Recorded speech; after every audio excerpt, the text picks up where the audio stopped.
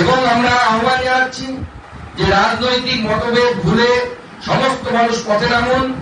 আগামীকাল ছাত্রদের উপর এই বর্বরচিত আক্রমণের প্রতিবাদে 12 ঘন্টার বন্ধ, সাধারণ বন্ধ সফল করুন।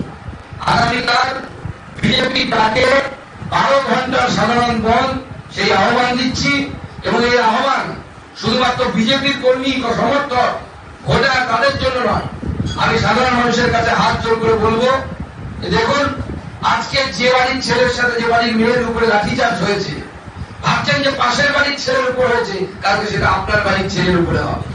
আজকে যে ছেলেটি টাকা দিতে না পেরে চাকরি পায়নি, তার চাকরি বিক্রি হয়ে গেছে 15 লক্ষ টাকায় তৃণমূল নেতার দ্বারা, তৃণমূলের দালালের দ্বারা।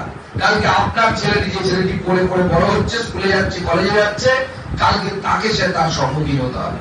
তাই আমরা সাধারণ মানুষকে বলছি যে আজকে আরজি কলেজ সেই বোনটি, আমার বোন, কারো হয়তো দিদি, কারো হয়তো মেয়ে, সে যেরকম অত্যাচারিত হয়েছে, সেরকম কালকে আপনার বাড়ির মেয়েটি অত্যাচারিত হতে পারে। তাই এই বনকে সর্বাত্মক করুন। এই বন স্বেচ্ছাচারী এবং স্বৈরাচারী সরকারের হাত থেকে পশ্চিমবঙ্গকে রক্ষা করার পর, এবং গণতন্ত্র, স্বাধীনতা এবং আমাদের সুরক্ষা, আমাদের ধর্মীয় সুরক্ষা এখানে থাকছে না, স্বাধীনতা থাকছে না, মত প্রকাশ করতে পারছে না মানুষ। আজকে করে এত বড় ঘটনা ঘটে গেছে, ভয়ে কেউ বলতে পারছে না, সাহস নেই মানুষের। এটাকে গণতন্ত্র বলে। এই গণতন্ত্র প্রতিষ্ঠার জন্য আগামীকাল 12 ঘন্টার বন্ধ।